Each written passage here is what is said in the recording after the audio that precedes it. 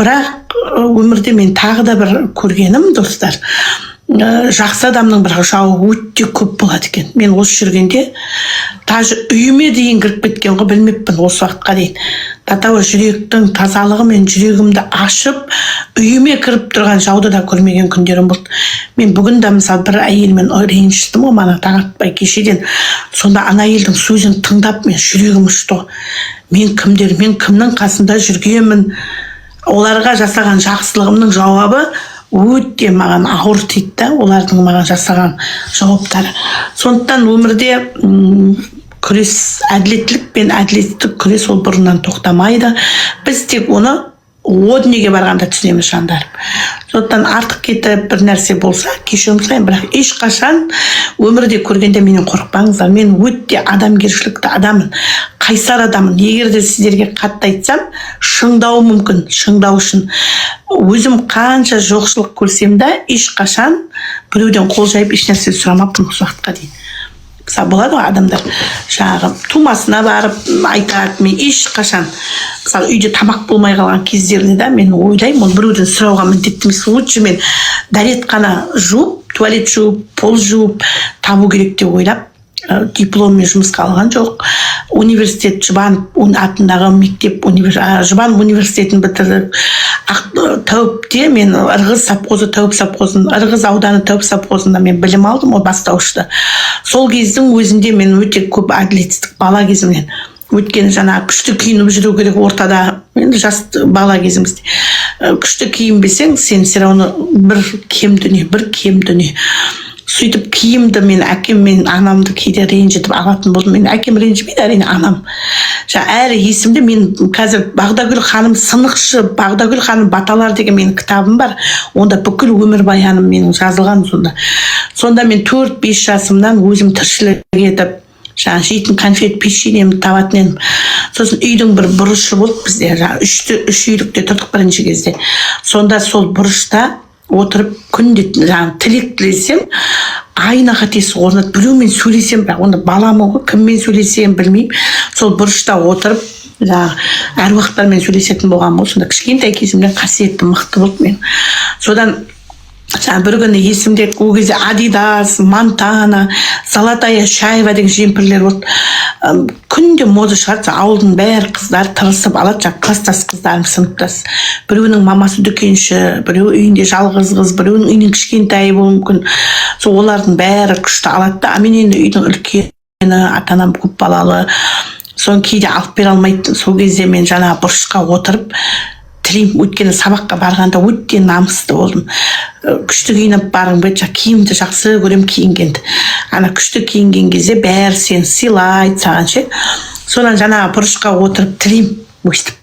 Мен қалай тілеймін, сол өзінен өзі несібем күшті да, әкеме біреулер, мен папам ешқандай алмайды, бірақ тыңдамай әкеме енді рейсте жүреді, андамда біреулерге қолғабыс істеп, сол сыйлығым деп кейде қоза әкеп тастайды үйге. Соны ауыстырып, соны әкем алып беретін еді. Міне қазір әкем менің рахатымды көріп отыр. Обалына не керек? Әкемнің қызы болдым, сүйікті. Әкем сөзімді жерге тастағысы келмейді, жаңағы кішкентай кезімде. Мама мені кішкене анау ұршықпен ұрады, әлі есімде шымшиды мені. Сұрай бересің киім, неге сұрай бересің, киімге тоймайсың дейді маған. Мен айтамын, мама, мен оны кимесем болмайды, менің классымның қыздарының бәрі солай киініп алған. Мен жалғыз өзім сүмірейіп олай жүре алмаймын, мен де осылай жарқырап жүргім келеді деп үйге келіп, сосын ренжимін. Соған әлі есімде тасаға отырып тілесем, шүкір орындалатын еді сонда. Біреумен сөйлесем, сонда шешем әлі есімде тасаны, мынандай бұрыш болды, жақсы көрем, сол бұрышқа тигіздіртпеймін. Бір күні шешем марқұм әлі есімде, ана бұрышқа киімдердің бәрін тығып бітеп тастайды бұрышты. Мен айтам, анашым, бітемеңші, неге бітейсің деп, ана бұрышқа десе, мамам ренжиді, сол жерге барсаң, үйге келген бірдеңе қозы, қой, өзіне өзі келе қалады үйге. Бір папама жұмыс орнына көбірек ақша бере қалады. Сөйтіп алам, тілесем. Сондай жас кезімнен сондай болдым, өзім қасиетім мықты кісі болды. Бала кезімнен сынық 4 жасымнан бастап үйге жаңа әлі есімде лақтың аяғы сынып қалғанда салғанмын. Сонда әкем қатты қуанған екен. Мә, осы қызыма қасиет қонады екен. Әкем сынықшы болған ғой, әкемнің әкесі. Солай бала кезімнен өте ерекше болып өстім. Сосын ренжідім бір күні ауылға. Сонда айтпақшы, мен Біртай деген сынықшы атам өте мықты кісі болған. Оның Лепес, Сырбай деген аталары болған. Олардың бәрін ату жазасын алып кеткен ғой. Содан бұл кісіні, негізі бұл кісілер мына Айтеке би комсомол жағында дүниеге келген менің аталарым. Содан жаңа аюмыз ғой, бізде Румс Шүмеке, аю, Шәңгелді, соя жақтары дүниеге келген. Бірақ жаңағы ату жазасына 2 ағасын алып кетеді. Бір 2 ағасымен жаңағы қалады ғой жеңгесі. Сосын бір інісі 3 түгейлі кетеді. Содан мына ырғыз жаққа күйеуге шыққан 2 апасы бұны да атып тастайды деп жаңа Біртай атамды алдырады ғой ырғызға. Сөйтіп өздерінің қасына алдырады інісін. Бірақ менің атам мықты кісі болған. Ол кісі бүкіл немересін, балаларын өзінің атына жазбаған екен.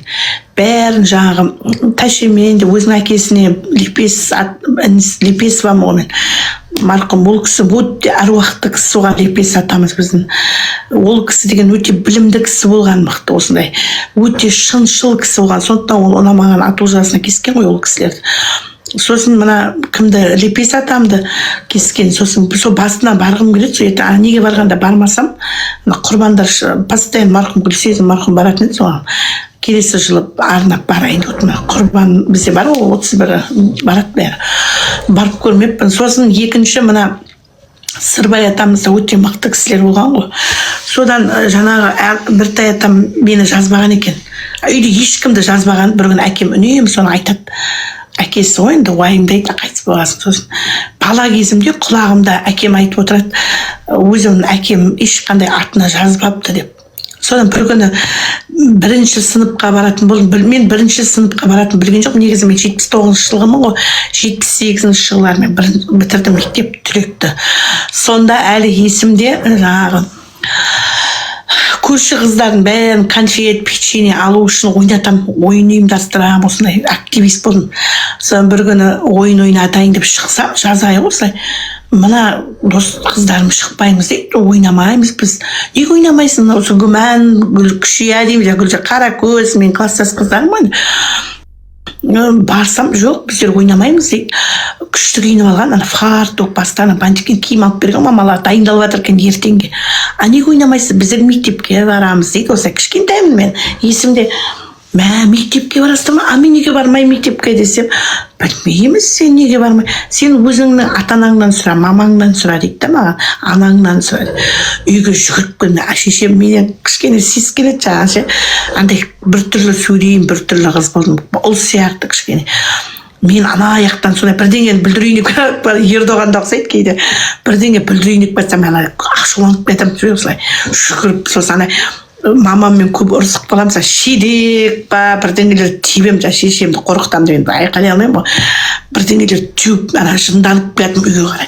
Мені неге мектепке бұл барғызбаған, неге маған айтпаған, мамаңнан сұра деп айтты деп бұзық болдым кішкене. Наймағызда маған ұқсайды, тентек бағынбайды, қай күні ерке қыз дейді, мама, мына қызға бірдеңе деп айтыңызшы, бағынбайды, менен бірақ сескенеді. Найман қыз қожай Сәбетқан құда ұқсамайды қоям арыстым енді. Қалай Сәбет құда ұқсадам оны.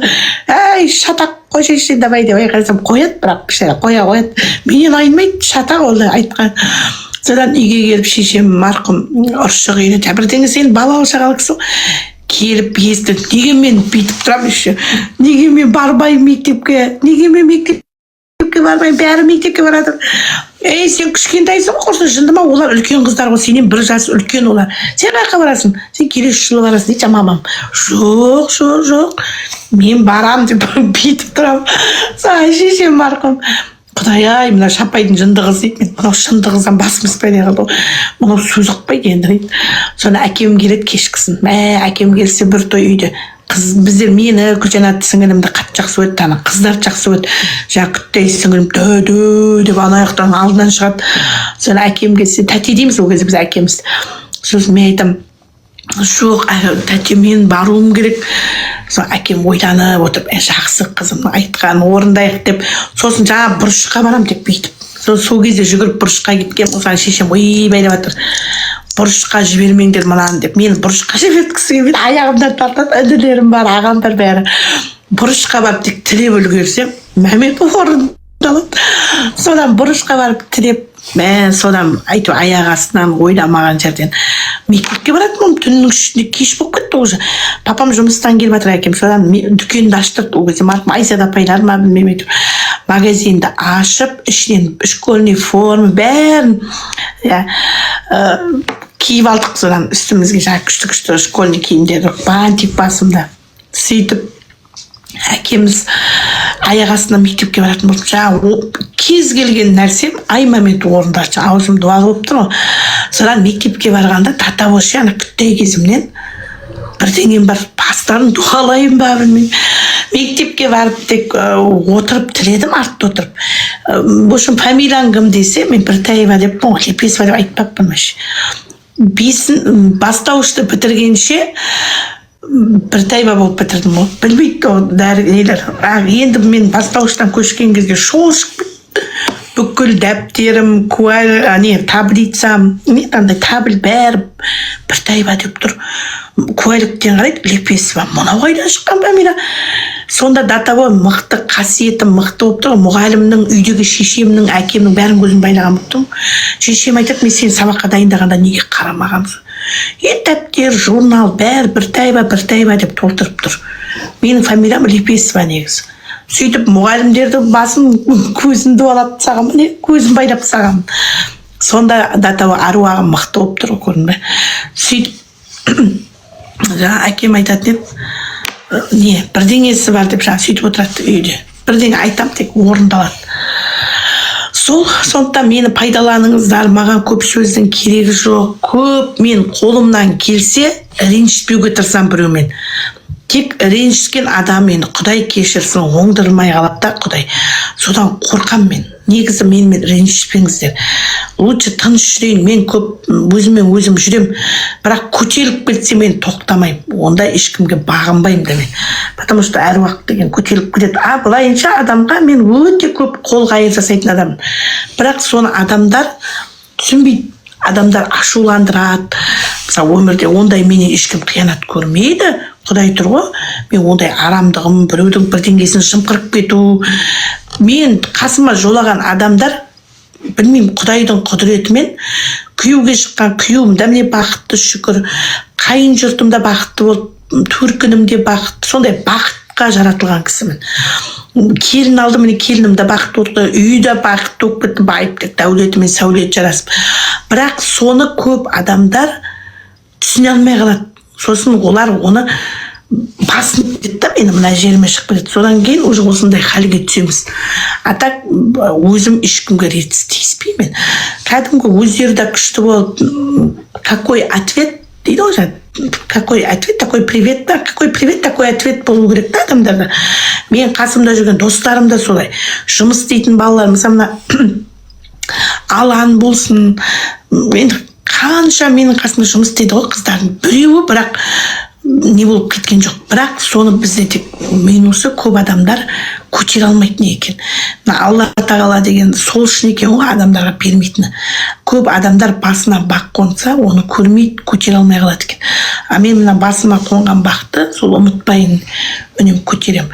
Бірақ ашулансам енді масқара тас талқан шығарам, өйткені ештеңеден қорықпаймын мен. Потому что тек әуелі Алладан, әруақтан қорқам.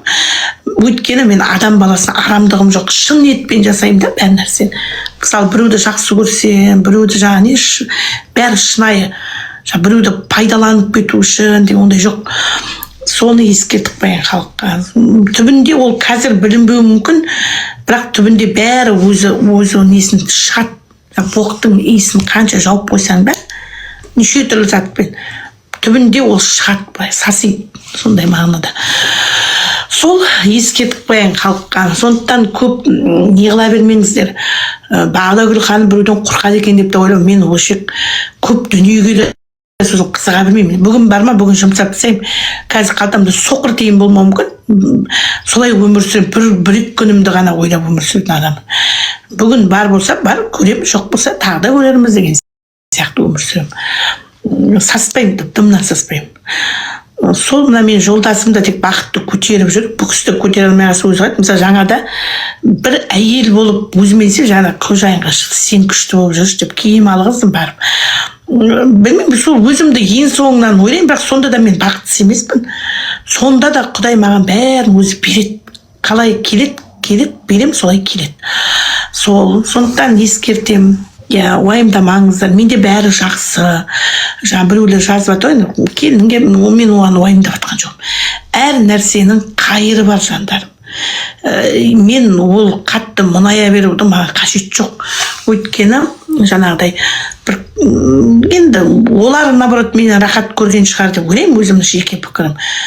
Мен енді қолымнан келгенше бақытты қылуға тырыстым, бірақ енді қолымнан келмеді. Сондықтан ол кісіге де бақытты болған тілеймін. Ол енді біздің үйде бақытты болған жоқым деп жазыпты ғой. Жаңа да посттарын бәрін оқып жатырмын, адамдардың жазып жатқан, пікір білдіріп жатқан. Осы тұрғанда новый пост салыпты ғой, жаңа бір қарап шықтым, сонда көрдім. Адамдар жазып жатыр, кеткеніңе қуан, құтылғаныңа қуан деп. Енді мүмкін сондай пікір, значит, өзі сондай пікір айтқан болып тұр, значит, ол кісі қуану керек. Енді сен ол үйде шынымен қорлық көрген болсаң, әрине, зачем саған ондай жерге, да, дұрыс па, достар? Бірақ мен өзім олай ойламаймын. Наоборот, мен өмірде бірінші өзімнен артық көрген кісілерім олар, шыны керек. Өзімнің өмірдегі ең артық Құдаймен теңеген құдалар. Менде Құдаймен тең деп ойладым мен. Сен Алла тағаланы қалай сыйласаң, Құдай қосқан құдаңды да солай сыйлау керек деп ойладым өмірде. Соның бәрі наоборот енді ештеңе етпейді, ол дымда қалмайды. Потому что алдағы уақытта да мен енді Құдай қаласа үйіме бір жақсы келін босағамыздан аттайды деп үміттеніп отырмын. Енді орны бар оңалады, ол менің балам аман, тірі, өліп қалған ештеңе жоқ. Сол кезде де мен сондай дәстүрде боламын. Сол просто тек Құдай сонымызды тек жақсы көтере білсе екен деп ойлаймын да, Құдай. Өйткені жаңағы көп өмірде көріп жүрмін ғой, мен көп біліксіз адамдар өте көп өмірде. Мысалы, кейбір жаңағы құдалар болады, ол барғанда біздер мысалы құда келемін десе, үлкен дастархан жайып, соңғы жаңағы біреуден сұрап әкелсек те қарызға сөйтіп құда жегжат солай сыйлаймыз ғой. Бірақ ондай жауап бермейтін адамдар өте көп қазір өмірде. Жаңағыдай мұрнына боқтың иісі бармайтын, сондай үйлеріне қонаққа барсам, мысалы, құда келді ма, кеше мысалы барған біздің тойымыз таудың ішінде болған той. Да сондайлау енді, бірақ үндеген жоқ, ол басқа ұлт қой. Бірақ қиын екен. Бір түрлі қысылдық біздер. Өзіміз отыруымыз керек па, тұруымыз керек па? Енді қыздың барып отқан жері болғасын ештеңе айта алмаймыз ғой, сынап бармаймыз ғой, әрине. Дос ретінде жаңағы апайды көтеру үшін барып тұрғаннан кейін бізді анамыз ондай сынаған жоқпыз, енді ол бұйырғаны болды. Бірақ соларға қарап өзіміздің өміріміз салыстырып, мен айтам, біздер ондай ешқашан ондай қылып істемейміз. Ұят қой деймін да, құда деген ол, біз тем более қазақтар ондайды мықты құрметтейді. Алыстан келіп тұр, мысалы құдаларды біздер күшті ғой, біздер құдаларды ерекше қарсы алады, біздер өздеріңіз білесіздер. Соның бәрі ол жақсылықтың несі, белгісі. Негізі Алла тағала сондайға қарайды, естеріңде болсын. Алла тағала жаңағы айтады ғой, қалай деп айтады, ниетіңізге қарап береді. В общем, ниетің жақсы болса, ұялады Алла. Қой, одан да бұл кісіге дұрыс адам жіберейік, мыналардың жауабы дұрыс болмады ол деген сияқты. Сондай ғой, енді Алла тағала өзі мықты екен, бірақ құдіреті шексіз екен Алланың. Мен өзім соны ұқтым өмірде. Біздің қазақтың мықты болуы, қазақтың осындай күшті болып біздің отыруымыз үлкен ғанибет екен ғой. Біз мына Алланың көзі бізге қатты түсіп жатқан сол деп ойлаймын. Біздің қазақ өте қонақжай ғой, бірақ көбісі қонақты күшті қарсы аламыз. Қонақ деген Құдаймен тең ғой, бізге соңғы атын сойып берген ғой баяғыда ата бабамыз. Сол үшін рахмет, қазақ болғанымна өте қуаныштымын. Енді ол кісілерді кінәлауға болмайды, маңдайға жазғаны болып жатыр ғой. Бұлай жаман емес, ақ жүректі кісілер екен өздері. Қарапайым да, өздерінің менталитеті болуы мүмкін. Бәрін жақсы қабылдадық.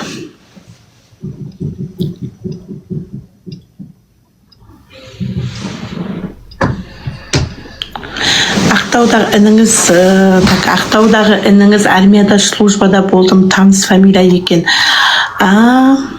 Сіз керемет адамсыз ғой, қайырлы деген нәрсені сұрау керек. Жақсы. Сәлеметсіз Бағдагүл апай, қызыма сары жара шығып еді, не істесем болады? Қызыңызға сары жара шықса, дос оқытып алыңыз. Телеграмма бар бізде, достар. Мына Алан деген баланың нөмірін өздеріңізге алыңыз. Бұл кісіге мен енді оңай емес, бұл бала жас бала ғой, жас келсе жұмысқа дейді ғой. Мен енді жұмысқа салып жатырмын бұл баланы, қожайын демалып жатыр. Жас бала бұл жұмыс жасайды, қазір жақсылап тұрып. Телеграммаға кіргіздеу керексіз. Телеграммада бізде сағат 2-ден кешкі 8-ге дейін адамдар бүкіл нәрсесін жіберіп жатыр. Мен арасында ішке кіріп, соны оқып отырмын. Мен жаңа соған бола кіріп, ашкейді киіп аламын да былай. Сөйтіп күн ұзаққа соны оқып жатырмын. Мен күшті көрінеді, оны мен келсем. Сол алысты жақынды көрмеймін. Сосын айтайын дегенім, тағы бір мәселе. Ақтауда ініңіз армияда служба, жақсы маршрутта болмаған сияқты. Мен інім Ақтауда ол тек военный полиция болды. Ақтауда службада болмаған сияқты. Мен інім қаяқта болды ол кісі. Ол внутренний войскада болған сияқты, ВВ-да. Біздің бейін Ақтауда ол просто бастық болды, ол сияқты кішігірім. Фильм болды, военныйлар басшысы болды, военный полицей болды. Ақкелін қиналып жүр деп салып қойып дейді. Енді қиналса, значит, біз жақсы болған болып тұрқ қой. Ол негізі бізді жақсы болды деген жоқ қой ол кісі. Өздеріңіз білесіздер, пікірдің бәрін оқыған шығарсыздар, әке-шешесінің айтқан пікірін, нағашы апасының пікірін бәрін тыңдадыңыздар ғой. Біздің үйде құл болды, құлдықта жүрген деп сондай пікір қалдырды ғой ол кісілер. Өз аяғымен кетті, біз ұнамағасын. Біз қанша кісі жібергенде келген жоқ, бізден бас тартты. Енді қиналса білмеймін. Мүмкін басқа шаруасымен қиналып жүрген шығар, ол кісі қиналып жүр деп ойламаймын. Аман болсын, жақсы азаматқа тұрмысқа шығуына шын жүректен тілектеспін мен. Бізге енді біздер тек қана тілейміз. Қызымыз болып қалады, Ертоқаштың анасы ғой, бізге көп рахмет айтамыз, сол тоқашымыз болғаннан кейін. Так бізге ол кісі уже жат адам, көп бізге оны айта бермеңіздер, есімізге түсіріп. Біздер қиналып болдық уже, мен қиналып болдым уже, шынымды айтайын.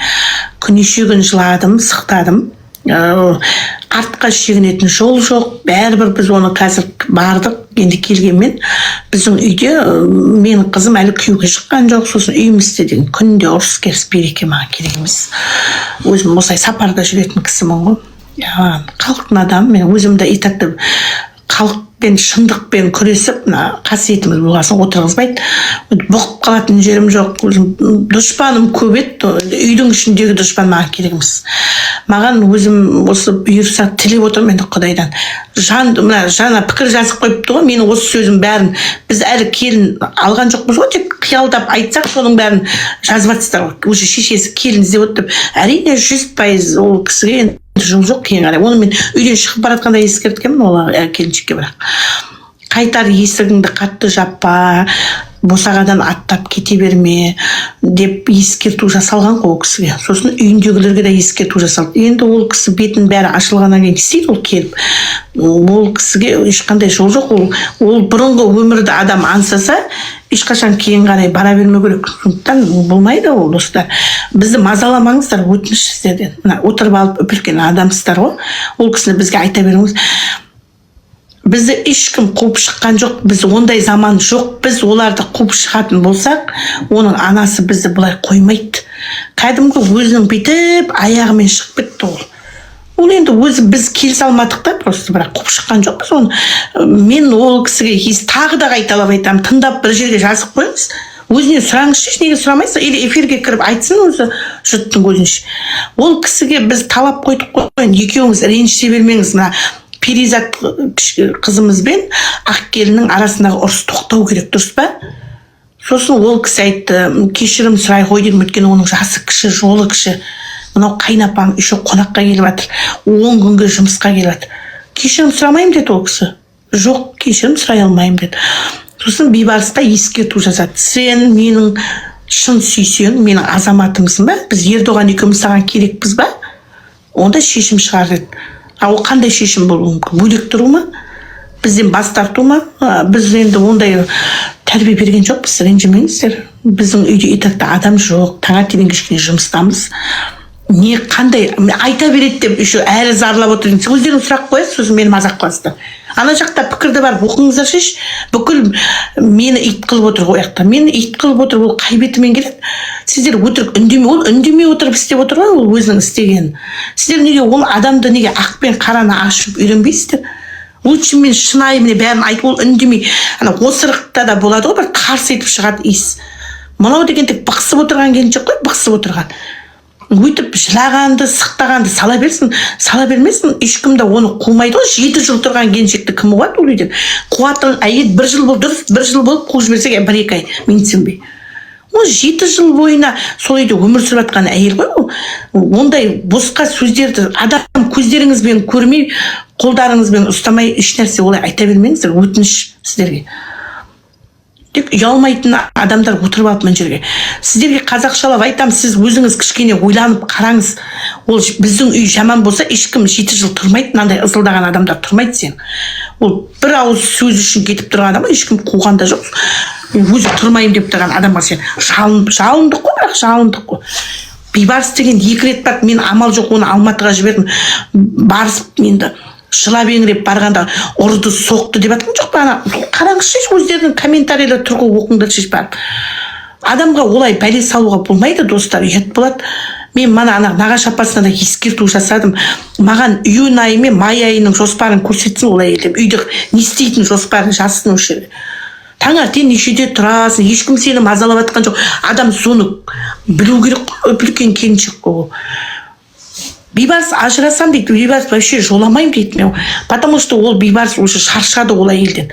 Оған деген оңай емес, әйелдің ақылды болмағаннан кейін қиын ғой еркекке де. Қой дегенді білмейтін болса. Жоқ, неге сіздер мазамызды ала бересіздер? Қой дегенді білмейтін адам не істейміз біз? Ол жерде апасына қой деп айта алмайды. Ол туған апасы жолдасынан айырылып, ажырап, бейбарыс туған інім деп арқа сүйеп келіп жатқанды. Қызық екенсіздер, ол ондай біз тәрбиесіз үйде өскен жоқпыз. Құрсын. Менің балаларымның тәрбиесін өзім нықтылап қойған адамын, ескертіп қоямын.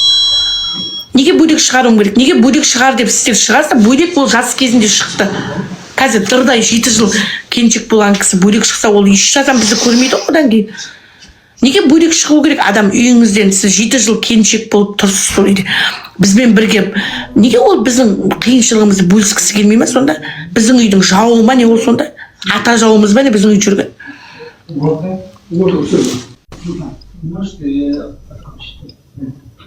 Не ол бейба? Жай сөйледей ма? Жай сөйледей ма? Сондықтан ондай айта бермеңіз, бөлек шығар, бөлек кіргіз. Ондай болса, сондай адамға тұрмысқа шығу керек. Енді өзінің жолын өзі таңдап кетті. Сондай көп балалы үйге тұрмысқа шықсын, біреудің жалғыз баласына шығуға қажет жоқ ол кісіге. Бөлек шығу деген не сөз ол? Мен бөлек шығара алмаймын, ренжімеңіздер. Тіпті аспан айналып маған жерге түсіп кетсін осы жерге. Мен бөлек шығар, 2 жыл өтірік болса айтсын құдайшылық, жас кезінде мен оны бөлек шығардым. Жастықпен 1-2 жыл болғанда шығаруға болады. 7 жыл болған келіншекті бөлек шығарсаң, жат болады ол. Жат ешқашан есігімнен қарамайды ол ертең. Жоқ, неге бөлек шығуға асығады? Біз сонда ұнамаймыз ба? Біз оған бейбарыс керек па тек оған? Мен шешесім болса, мені көргісі келмей ма? Менің қызымды көргісі келмей ма? Не ол? Бірге туған бауырыңнан безіп. Ол қандай махаббат? Ол күйеуінен ұялмай махаббат күтіп отыр. Күйеуіңізге ответ болу керек қой ол кісі деді. Күйеуі оның ата-анасын сыйламай жатыр ма? Оның туғандарына солай күйеуі қарсы шығып жатыр. Мен көрмеймін деп айтқан жоқ қой. Бізді неге көрмейді? Оныкін көру керек пе сонда? Мұндай әңгімелерді қойыңыздар шеш құрсын. Өздеріңіз сондай маған енді ешқандай халық әңгіме айтпаңыздар. Мен балама өзіне ұнайтын осы өміріміз лайықты адам біз ажырасты, сот жүзінде әйел адам болып өзі жазды. Мен балам тек қол қойып берді. Бірінші өзі барып жазды. Значит, ол біздің үйде тұрғысы келген жоқ. Енді біреуді зорлап тұрғызбайтын шығар. Сіздерге не қажет бар сол? Әркімнің өзінің басы бар. Өз қолымен әйел адам барып жазама мысалы, қазақша сұрақ сізге. Значит, тұрғысы келмейді. Тұрғысы келмейтін адамды неге жаза бересіздер мына жерге? Өздеріңізге бұйырсын, сол бос адам бол, ұнаватса алып, әнелеріңізге алып беріңіздер, бауырларың бар, ұлдарың алып бер, нағылайсың маған. Мен енді қарсымын ол кісіден. Баламнан бас тартпаймын, бірақ Ердоғаннан бас тарта алмаймын. Қалғаннан ол келін ретінде мен ол кісімен қатыса алмаймын, ренжімеңіз. Қызым ретінде қатысайын.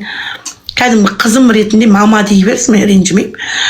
Қолымнан келген көмегімді аямаймын. Ердоғанға деп келсін. Мама, Ердоғанға мынаны істеу керек бұнша жақсы деймін. Мама, міне Ердоғанның бірдеңе істесе, мен почкамды сұраса да берейін, жүрегімді сұраса да берейін. Құдай тұрғын, мен бүкіл халықтың ант етемін. Так мен ол кісіні енді мен өйтіп біз қабылдай алмаймыз, уже болды. Ол вопросты тоқтататын уақыттарыңыз болды ғой. Қоя бермеңіздер маған. Әркімнің де өз өмірі бар, мен өз өмірімді өзім басқаратын адаммын.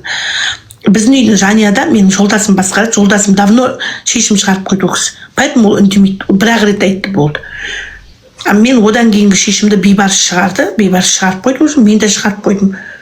Перизат здесь ни при чем, короче. Перизат үндеген жоқ осы. Мен өзім Перизатты қорғадым осы. Бұрын Перизатты қорғамадым. Жығып бердім Ақылайдың алдына. Бірден айтса дек, Ақылайдікі дұрыс дедік. Енді Перизаттікі осы уақытта дұрыс дейміз болды. Ренжісін. Өзі де ажырасқанда қайқа бар сұрақ сіздерге. Неге сіздер қоймайсыздар, Перизат ажырасқанда қайда бару керек сұрақ. Соны екеуін шауауын айтындар кәмін жеге шығып маған. Күшті болсындар. Жоқ, әйел адам ажырасқанда кеше Ақылай біздің үйден ажырасып кетті ал, өпенді құшақтап. Қайқа барды ол кісі, қайда барды жазыңдаршы маған, қайқа барды екен. Менің қызым қайта 2 күн квартирада жатты, жылап еңіреп көпшік құшақтап. Кіргізші үйіңе деп. Бұл тек сразу үйіне барды да арыз жазып тұрды ғой, сразу Бейбарысқа отказ. Мен қабылдамаймын, күйеуім ретінде мен жек көремін оны деп. Әйел адам бұл жылап сықтап осылай отырса, оны кім болса да аяйсың ғой. Қалай аяймыз, біз аяйтын ештеңе де жасаған жоқ. Үйіне жылап еңіреп біз бардық, неше күн жылаған біз қайта оның. Үйіне деген Айткүл мамасы бар, ана железин дорожный Светлана бар, бүкіл Гүлбақыттар звондады, Жансаялар звондады, қаншама. Ана кафеге шақырып алып, мен туған қайнымның келіншектері барып сөйлесті, мысалы. Өзінің жолдас балаларының әйелдері барып сөйлесті. Бейбарыс 2 рет есігінің алдына барып тұрды. Енді не істеу керек? Өзі базарға жүгіріп барды, қасқа шырылдап шығыстың ішіне, келіншегіне. Сол кезде қоя қойса, қаяқта қалды, әйел адам бір кішкентай қоя қоюға болады ғой. Ана баланы ойламаймын, ер баланы. Ол ешқандай қойған жоқ. Бүкіл арызын өз қолымен апарып жазып келді. Егер де шынымен күйеу керек болса, бай керек болса, адам деген шамалы әйел адамда да ұят деген болу керек қой, қазақшасы осы ғой. Неше күнде қиналып жүрген ештеңе жоқ қой, салонда жүр ғой, қараңды шеш. Тырнағын бояп, басын бояп, шашын бояп. Менің қызым солай сөйтті ме? Неге сондай ұялмай, қызармай мына жазып отырсыздар? Перизаттың күйеуден айырылғаннан кейінгі көрген тағдырын ешкімнің басына бермесін. Перизат деген намаз оқыды, Құдайға жалынды, жер басын тауға ұрды, тасқа ұрды, бала шағасын бақты. Ол селкілдеп салонға барған ештеңе жоқ осылай. Жылап, еңіреп, осы жақында шығар, бейшара жарқырап жүрген. Оның алдында деген күнде көзінен жас тоқтаған жоқ қой. Қызықсыздар, күйеуін әлі күтіп жүр, мысалы. Арыз жазған да жоқ, Пикош мысалы әйел адам болып ешқашан арыз жазған жоқ оған. Қайта оның күйеуі жазған білмейді Перизат. Сіздер деген ол екеуінің арасын салыстырудың қажеті жоқ. Екеуінің арасы жер мен көктей. Бұл келіншек бізден айырылған бойда Инстаграмнан бір-ақ шықты тек.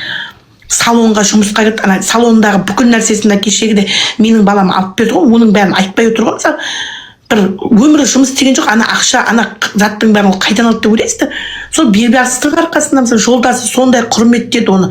Сол құрметті неге сол бір күнде сонда ланы күтуге болады ғой, мысалы бір жыл жылап отырса екен еңіреп. Қаяқта ол жылағанда жоқ, дымда да істеген жоқ. Өздеріңіз соқыр емес па, Инстаграмына кіріңдер де қараңдар, күшті болсаңдар. Маған ондай қыртыған әңгімелеріңізге жазбаңыздар, сосын өтініш. Маған оңай емес. Ешқандай Бейбарысты сіздермен алқаш па, арақ ішіп жатыр ма, күнде көтеннен теуіп жатыр ма, оны жұмысқа салып қойдық. Біздің үйге келгенде ол бала беше жұмыс жасаған жоқ. Қазір енді өз үшін жұмыс істесін. Аштан өлеме не ол жұмыс істеп жүр ғой, істесін жұмыс әрі қарайды. Оны бірақ ол ана ұстап отыр, ұялмай мақтанып отыр, ана бүкіл косметикасын қаяқтан алды екен, сұрақ қойыңдар оған. Сен осы заттың бәрін қаяқтан жерден тауып алдың ба не? Бәрі де сол Бейбарыстың арқасы ғой, менің баламның арқасы ғой. Баламның бүкіл жиған тергені қолында алақанда болды ғой, уысында өзінің. Адам деген әйел адамдарға ескертіп қояйын, бастарыңызға қонған бақты көтере білу керек адам. бұл ешкімге жылап мұны шаға бермесін ол келіншек. Бәрі өз қолында болды. Өзінің бақытын өзі көре алмай отырған адам ол. Басындағы құсын ұшырып алып болды. Енді оның басына ол құс қайтып келмейді. Тіпті жыламақ түгіл көзіне қараған ақ бітсе. Мен ешқашан енді оны кешіре алмаймын. Бүкіл Қазақстанға мен сондай керемет енесі болдым. Өтірік айтпаңыздар, мен осы уақытқа дейін ол үйдің адамдарын бір тіліме алып көрген емеспін. Ана Айткүл кеше маған дымымды қоймай айтып жатыр ғой маған. Сен ғой сол өмірі алдыңа, мен саған нешінші рет ескерттім, сен сонда өзің отырдың, жаба аузыңды деп кеше ол да маған ұрысты. Бір келініңе шан тигізген жоқсың. Мен ешкімнің әңгімесін тыңдап, даже туған қызымның үйіне барғанда құдайшылығымды Құдайдың алдында міне асатаяқпен ант етіп айтайын. Мен даже туған қызыммен отырып келінімді жамандап көрген адам емеспін.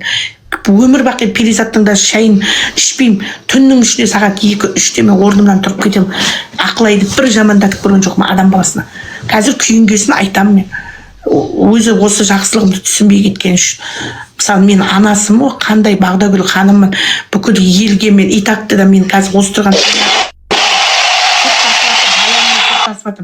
мен мысалы бүкіл Қазақстан сондай әйелдер жағамнан алып жатқанда мен аяғымды сондай таптатып дұшпаныңа да жығып беретіндей бұл кісілер менің жауым ба не? Сонда сіздерге сұрақ, менің үйімде жүрген сонда жаулар ма не бұлар? Менің қазір осы тұрғанда менің халім деген өте мүшкіл халде болды. Бүкіл Қазақстан жағамнан алып жатты, ырыс-баланың адамдары, дұшпандарым. Мені одан сайын дұшпанның алдына шығып берді ғой. Саған сол керек деп жатқан жоқ, бана қобыз тартатын әйелге дейін мазақ қылып. Маған енді мен не үшін сол осыншама жақсылық істеп, бүкіл елді көрсетіп, жерді көрсетіп, төбеме қойып сыйлағаным үшін сонда маған берген сыйлығы осы болды ғой. Менің ол жарам, менің перизаттың күйеуден қайтып келуі, менің жүрегіме түскен жара ол. Ол сонда менің жарамды онан сайын тырнап, күнде мені ауырту керек па не? Менің жарамның жазылуына ол көмектесу керек біз ба қайта?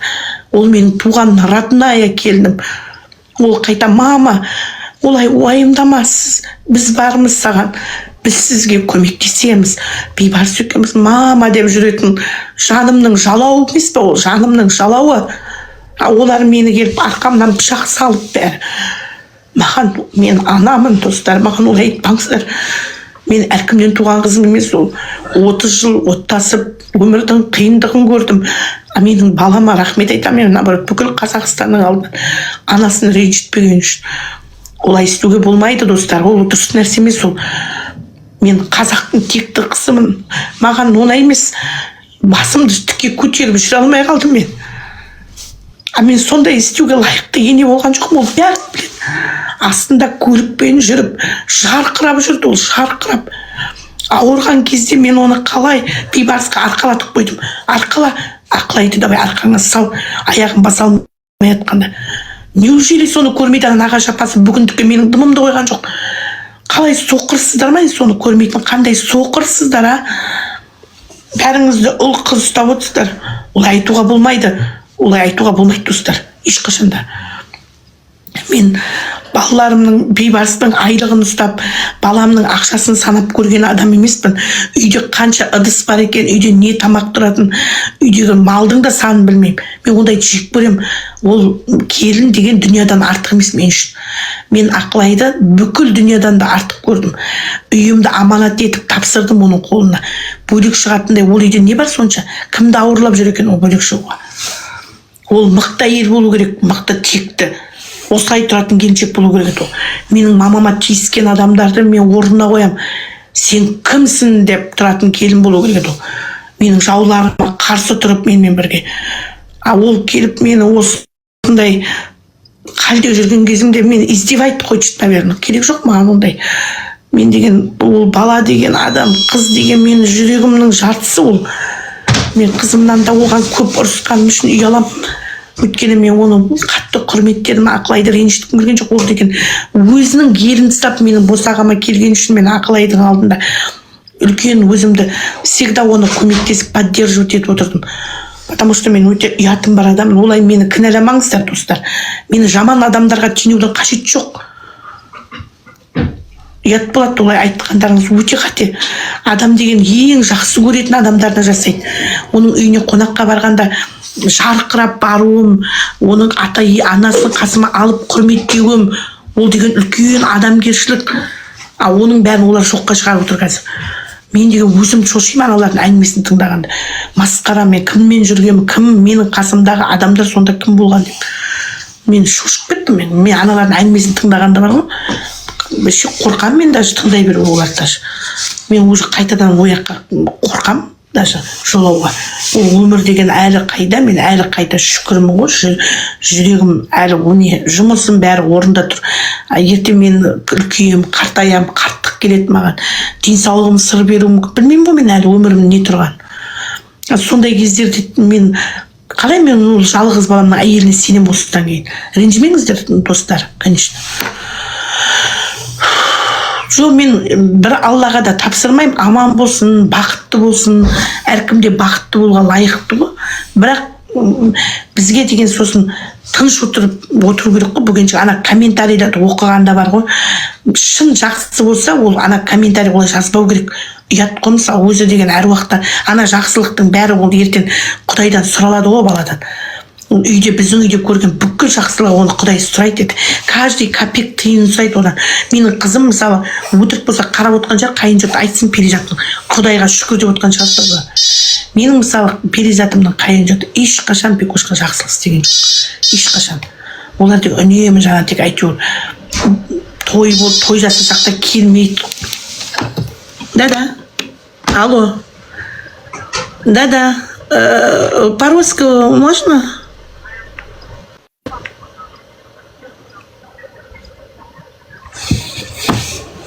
Массаж? Какой массаж? Нет, нам не надо массаж.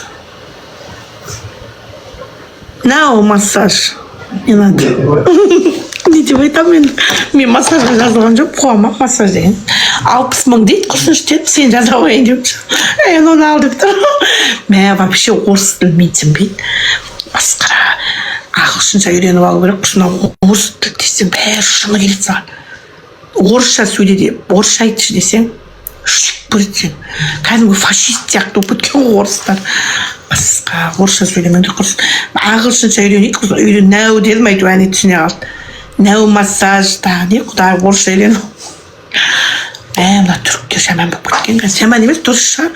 Вообще орысша сөйлеткізбейді. Мен ұшырық нешеме? Андай орысша айтсаң, саған жаман, ана өзім ұялып, орысша сөйлем ойыз. Қазақстан деп жаным қалып жүр, басқа. Бешара Қазақстан.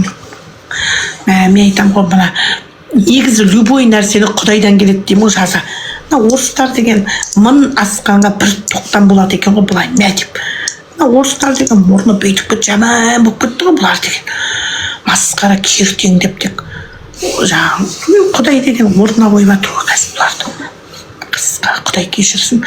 Асыл айтымен ұлт қой оларда, бірақ ана орысшаны мен түсінбейді деймін, кәдімгі орысша сөйлейді. Бұрын деген түріктер деген орысша не істейді екен ғой, екі тіледі ғой. Бүкіл ресторан вообще сөйлемейді орысша. Ағылшын, англиш дейді болды. Или турецкий сөйлейді. Ода қазақша сөйлеп жанымыз алады. Қазақшаның бәрі ұқсайды екен ғой. Шәй, балық, мен балық жеймін ғой.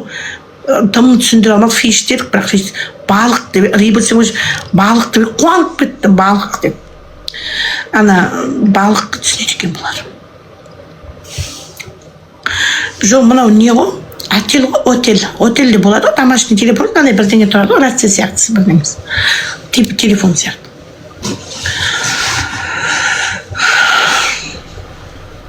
Жаман жазудың қажеті жоқ. Келін жақ болсаң да, сен келіннің адамы болсаң да, сіз бала шаға ұстап отырсың, ұлың бар, қызың бар. Мысалы, өздеріңізге ұят болады ол. Мен тем более әруақты адамын. Қазір мен 4 адам сені қарап тұр. Саған ойыншық емес, ол келіншек сендерге өтірік айтып отыр, значит. Сол келіншек өздерінің туғандары ғой, қасыңа отырғызып қойып сұраңызшы. Бүгін не істедің, ерте алдың не істедің, оның алдың деп сұра. Сол сізде ұят деген бұл ғой, тал түске дейін ұйықтайды, үндемейміз. Потому что бізге қажет емес, ол байдың келіні ғой, жата берсін. Әсе апа үйді келіп жинап жатыр. Бұл арасында айту сол жабағы істейді ғой. Бір геморрой шығып кететіндей жұмыс жоқ қой дейді. Геморрой шығып кетіп, геморрой шығып кететіндей. Адам деген істейді ғой былайынша енді өзінің әлі келгенше. Ну енді ол любой қатын тіпті бір жалғыз басты еркекке шықсаң да істейсің ғой оны. Ертең аз жақсы шығар, бір детдомеске шықсына ешкімі жоқ. Бес кесеңді өзің ішкен жеген орныңды жинайсың ғой деп атынан қызсың ғой. Мен үйде асыл заттың өзіне айқайлаймын, ішкен писалды сен жуайын алайын деп. Малайға да малай керек емес шығар. Өзің үшін істейсің ғой. Менікін жумай қойсын, менікін Әсия апа жуады қойсын, 10 мың теңгесін беремін, еңбегін. Нұргүл бар, Құдайға шүкір. Бүкіл қалада Жанар жұмсаймын, Гүлшатым бар, Құдайға шүкір. Маған керек емес, мен ештеңемді істемей қойсын, маған тып-тыныш әп-әсем болып күліп, үстіне әдемі көйлегін киіп, мамалап тұрса болды. Мамау деп тұрса болады, маған ештеңесі керек емес ол. Сиыр да сауғызып, бұқан татқызып жатқан жоқ. Тым боғын алғызып, түйенің боғын алғызып жатқан жоқпыз. Қой құрсын, мен тіпті оған ақша тап деп, бала ту деп жатқан жоқпын, ештеңесі де керек емес маған. Босқа сөйлемеңіздер, одан да сұраңдаршы қыз баладан. Әпейді қыз айтсын, жасы 30-ға келген. Маған жаза бермеңіздер, керек емес.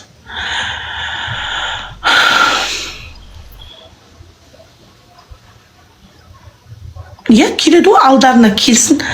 Мен деген анамын ғой, маған оңай емес, достар. Өздеріңіз енді соқыр емес, Инстаграмға кіріңдер де қараңдаршы. Сол баланың өмірі, бұрынғы өмірлерде тұр ғой, өзінің Инстаграмында.